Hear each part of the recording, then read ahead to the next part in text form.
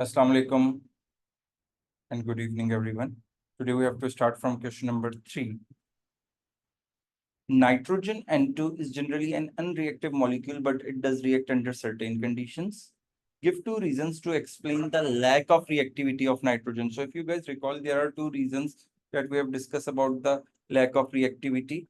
That one is that nitrogen is non-polar. So it's a non-polar, so it's not able to, attract any positively charged or negatively charged, species towards itself. Okay. And yes, the strength of bond, very good, Umar, that uh, nitrogen has triple covalent bond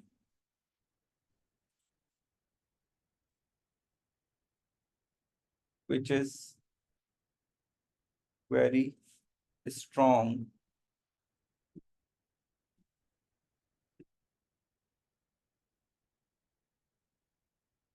hence need lots of energy to break. So the strength of bond, that bonds are very strong, and being non-polar both makes it least reactive. Is this understandable?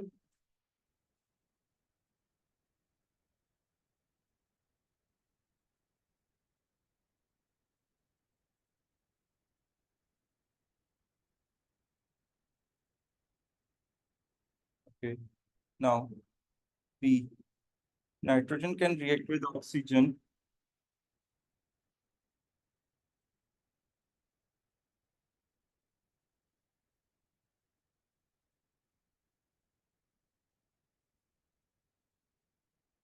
in an internal combustion engine to form a mixture of nitrogen monoxide and nitrogen dioxide.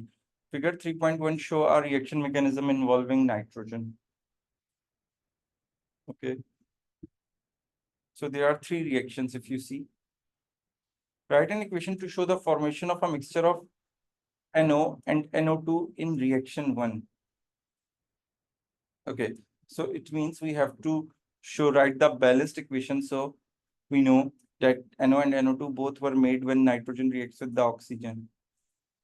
So nitrogen when reacts with the oxygen, it will form NO and it will form NO2 as well.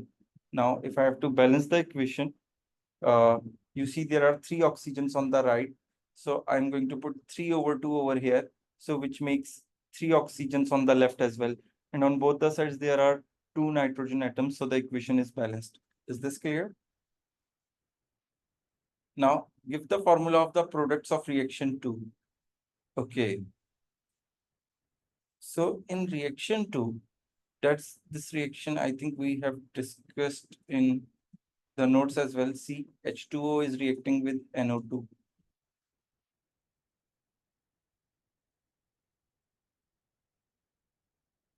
So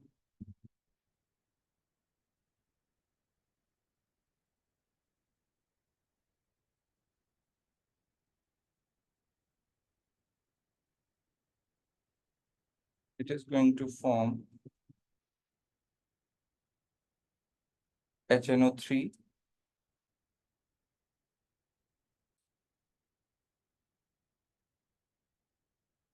1 minute, please.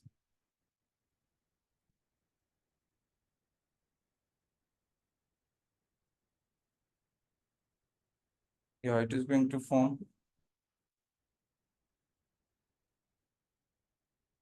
HNO3 and HNO. And for this, we have to put a 2 over here to balance the nitrogen, because when nitrogen reacts with the waters, we are going to get these 2 products. Yes, one is HNO3. So they are asked you to write the product. They didn't ask you to write the equation. So I'm going to put these products over here, HNO3 and HNO.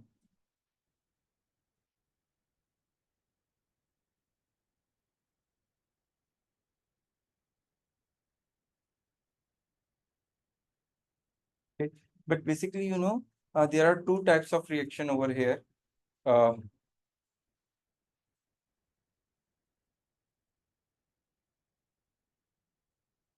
in one reaction, as I have told, as I have write the equation, H2O reacts with NO2 to form HNO3 and HNO.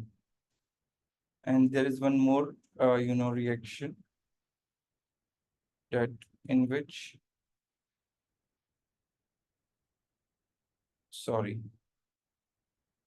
it there is this thing as well that it reacts to form HNO3 and NO. When we have this equation, we will balance it like this by putting a 3 over here and putting a 2 over here. So either you can write this or you can write this HNO3 and NO. Both are going to be considered as correct. No, because nitrogen is bonded to oxygen, so it's not easy in this case, nitrogen to form ammonia, okay? State one environmental consequence of reaction 3. So in reaction 3, PAN, if you recall that PAN causes, yes, very good, Hassan, photochemical smoke. And photochemical smoke causes, respiratory problems.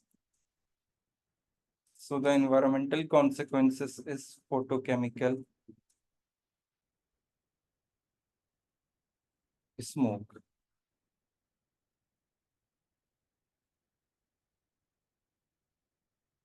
Okay, now C part. The Haber process involves the reaction of nitrogen and hydrogen to form ammonia. A catalyst is used which allows the process to be carried out at a lower temperature and pressure.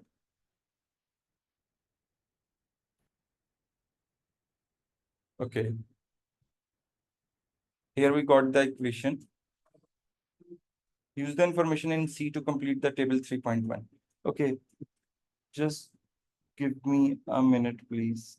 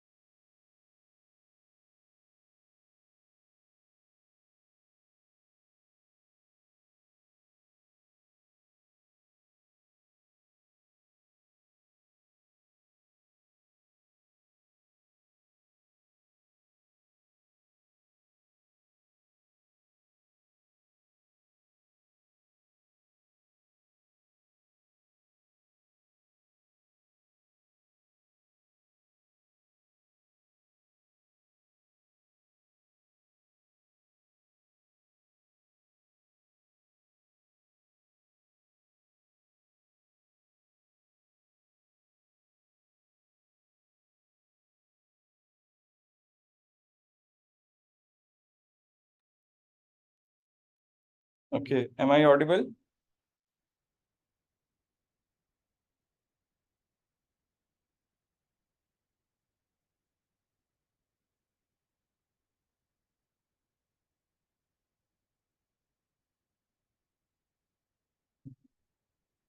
Okay, so what they are saying, use the information in C to complete table 3.1. And in 3.1, what we need to write enthalpy change of formation. So if you recall the enthalpy change of formation is basically when elements reacts to form 1 mole of a compound, that is enthalpy change of formation. So if you see, these are elements already. So if these are elements, so remember, yes, Umar, it's photochemical smoke. Okay. So for the elements, there is no enthalpy change of formation.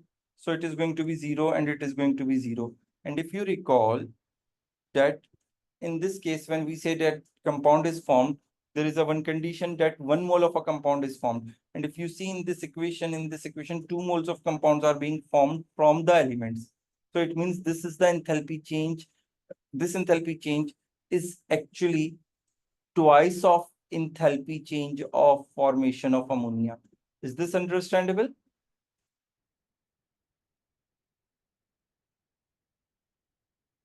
So it means if I need to find the enthalpy change of formation of ammonia. Yes, very good, Hassan. So I am going to divide it with the 2. So when I divide it with the 2, I will going to get -46. So that is the enthalpy change of formation of ammonia. Is this clear? Okay.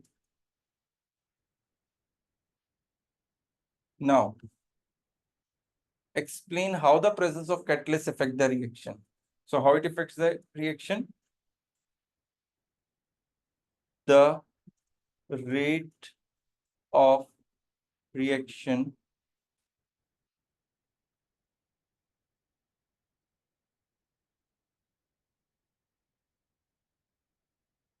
increases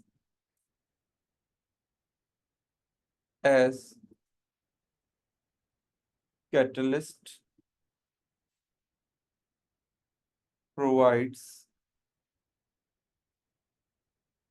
an alternate route, or you can say path, with lower activation energy.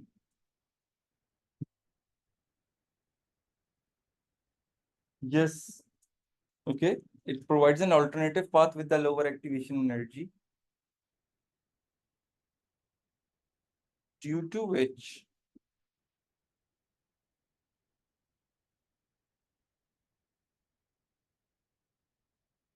more particles have energy equals to or greater than activation energy, which was provided by the catalyst. Is this understandable to all of you?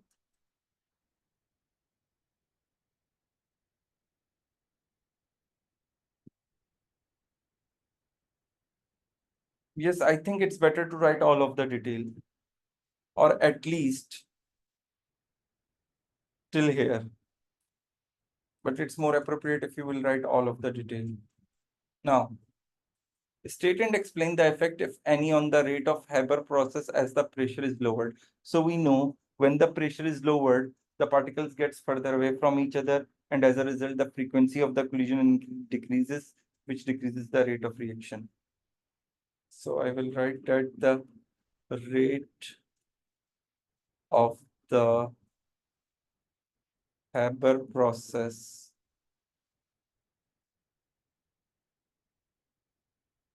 decreases on lowering pressure because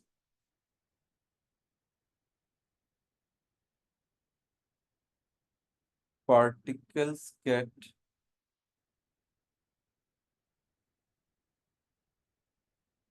further away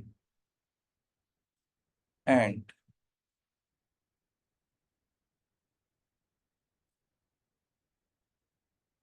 collision frequency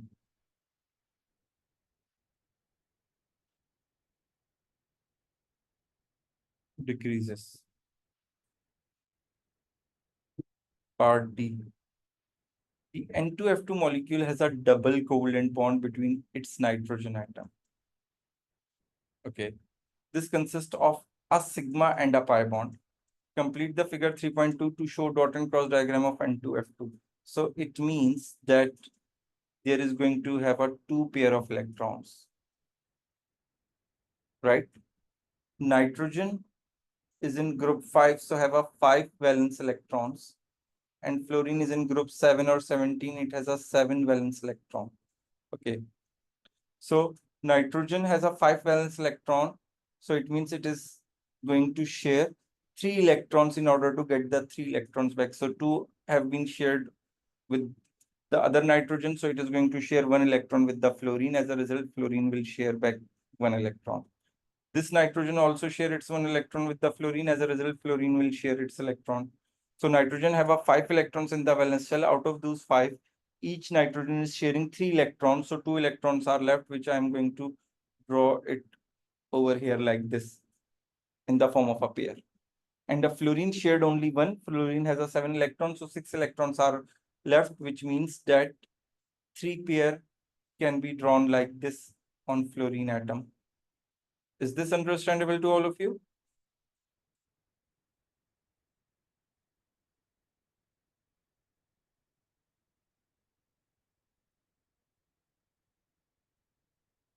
Okay. Now they are asking reduce the hybridization of nitrogen atom in N2F2. So if you see, nitrogen is forming one sigma, one pi bonds, right? So that is the rule. If there is a carbon, nitrogen, and oxygen, if there are all sigma bonds, then it's sp3 hybridized. If one pi bond is formed, then sp2 hybridized. And if there are two pi bonds, then sp hybridized. So if you see, nitrogen is forming one pi bond, which means its hybridization is sp2. Now, third part, draw a diagram. Yes, very good, Umar. For the pi bond between nitrogen atoms in N2F2 and describe how it forms. Okay. So the pi bond is formed, if you recall, there are two nitrogen atoms. You are going to make an electron cloud above and the electron cloud below those two nitrogen atoms to show the pi bond and how it forms. So it forms by sideways overlapping of p orbitals. Is this understandable to all of you?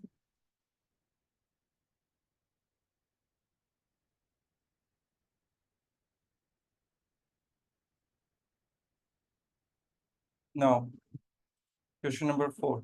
Compound S is used in food flavoring. A possible synthesis of S is shown in figure 4.1. Okay, so S is an acid. So we have reacted with the HBr in reaction 1. So if you are seeing CN over here, so it means the Br is going to be bonded over here and it's an electrophilic addition, right? Then when the KCN has been, KCN ethanol has been reacted, it's a nucleophilic substitution in which cyanide ion, a nucleophile, replaces the bromide. Then this one is a hydrolysis where cyanide is heated with with a dilute acid to form a carboxylic acid. Is this understandable to all of you?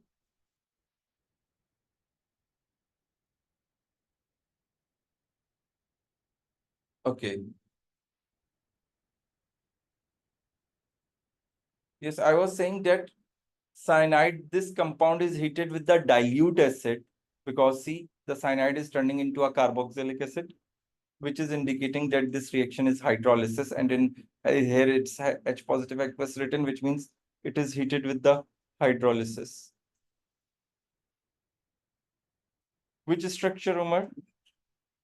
Yeah, in reaction 1, you are reacting with the hydrogen bromide, right? So see, it's an electrophilic addition where the double bond is going to turn into a single bond and each carbon uh, get each of the double bonded carbon get one hydrogen and one bromine. So if you see there is a cyanide over here on this carbon, so it will help me to identify that Br is going to be bonded over here and the hydrogen is going to be bonded on the other carbon. And this Br is then substituted by cyanide through nucleophilic substitution.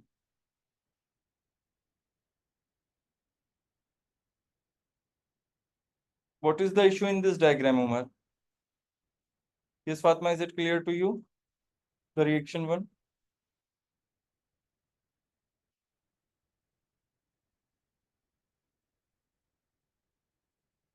So you have to show the two electron clouds, one above and one below the nitrogen atoms to show the pi bond. Yes, but in this case, it's a completely symmetrical. You are right. No, the more stable carbocation is, yeah, yes, you are right that the bromide is going to be bond. But if you see over here, this carbon has bonded to two carbons, and this carbon is already so bonded to two carbons. So both are going to form a secondary carbocation, whether the carbon on the left of the double bond or the right of the double bond. So both the carbocation would be going to be having the same stability, okay? Because the molecule is a symmetrical.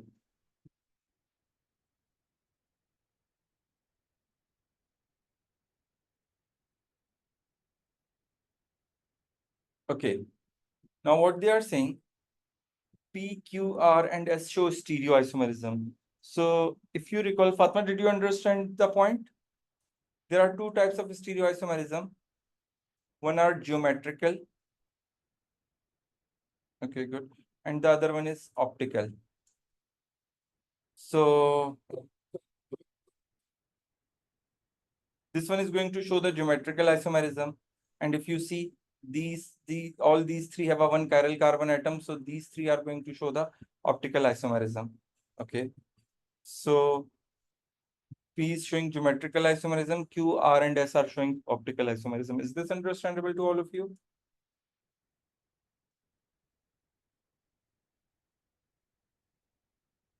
Okay. Now, give the structural formula of Q.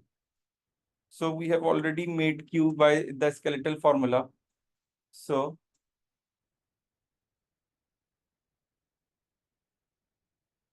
if I'll write its structural formula, so it is going to be like this: CH3, CH2, CHBr, CH3.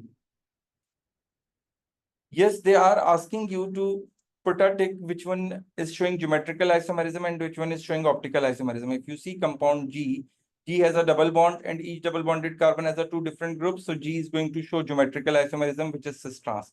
But if you look at P, Q, and R, Q has this carbon, an optical chiral center. R, in R, this carbon is an chiral center, and in S, this carbon is a chiral center. So it means all of them, Q, R, and S, going to show the optical isomerism, right? So that's why I put a tick over here. Is it clear, Anshra? Okay.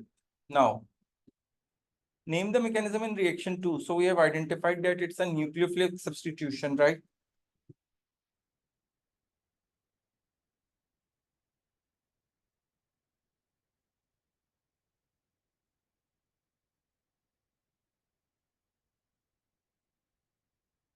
Now, complete the equation for the reaction 3. R is represented as C4H9CN. So reaction 3 is a hydrolysis, right? Okay.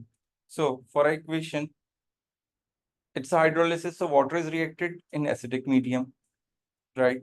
So what will happen that C4H9C and this C, which is a nitrile, turns into carboxylic acid. Okay.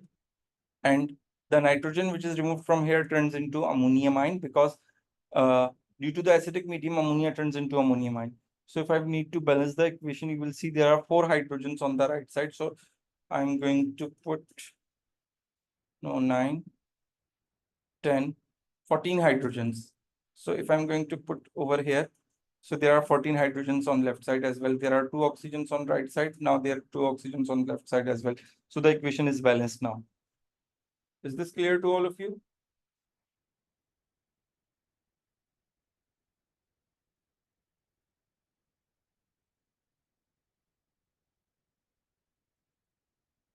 Okay. Now, C part. Compound S and T reacts to form organic compound U, which has a single functional group. Okay. So there is thing which you can easily, I think, figure out that we are getting water. So it means that this reaction is condensation. And in condensation reaction, the most probable chances that it is going to be ester. And as it is an acid, so it means T must be an alcohol. Is this understandable? Yes, very good, Fatma. So table 4.2 shows some data from the mass spectrum of U. The M plus peak has an abundance of 7.2 and the M plus 1 peak has an abundance of 7. Use the data from the table 4.2 to show that U contains 7 carbon atoms. Okay. So if you recall the formula for the number of carbon atoms, it is equals to 100 upon 1.1 multiplied by abundance of M plus 1 peak divided by M plus peak. So can anyone solve it and tell me the answer, please?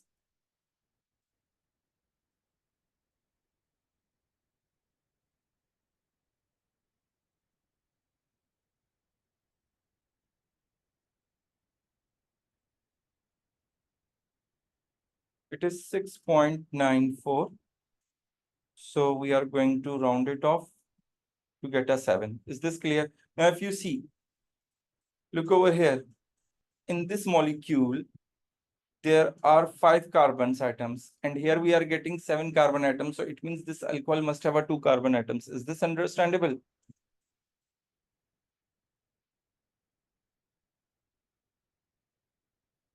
Okay. Now, figure 4.2 shows the infrared spectrum of U. And we have already identified that U is ester. Okay. So in ester, there is a C double bond O and that C is bonded to O and that O is bonded to carbon. That is an ester, right? Okay, we have the spectrum of that ester. Okay, they have given us this. Use figure 4.2 and table 4.3. Okay, so here this is the table and here we got the figure 4.2. Identify the functional group present in U. Explain your answer fully. So if you see in this, there is the actual functional group is C double bond O and then C single bond O, right? So C single bond O ester, you are going to get its peak between 1040 to 1300. And C double bond O ester, you are going to get this peak between 1710 to 1750. Is this understandable? So let's have a look. It's 1700 and this is 1800. So see, we are getting in this region the signal,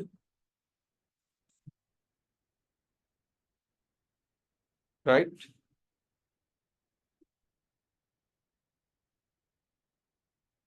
Okay. So the functional group is ester and we are going to write that C double bond O.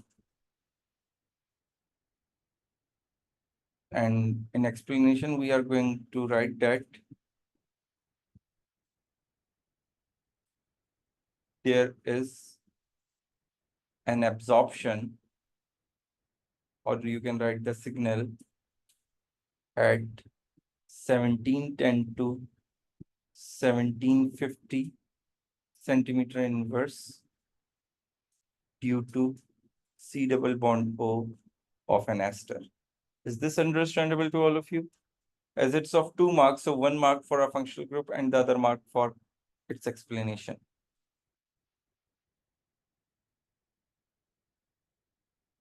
Okay. Now, T has a single functional group. Yeah, T also has a single functional group. So let's see where is T. T is okay, this compound, no. Okay, T is this one, and we have identified that it's an alcohol, right? Use the information in C1 and use your answer to C2 to identify T and U and draw the structures of T and U. So S was this compound, if you recall, right? T we have identified and alcohol with the 2 carbon atoms, so it is going to be C2H5OH, and they are asking for the structure. So I'm going to write CH3, CH2, OH. Now for U, okay. So if I draw the carboxylic acid as, it is going to be CH3, CH2, CH, CH3, I'm drawing the S, okay? And over here, we are getting C double bond O, O, and H. And if you guys recall, that's what we have studied in esterification when the esterification reaction occurs, that OH is get removed from the carboxylic acid and H is removed from the alcohol.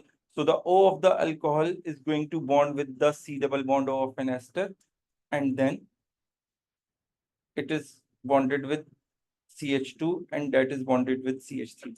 So see, that's how we get the structure of U as well. Is this understandable to all of you? Okay. So here the paper is completed.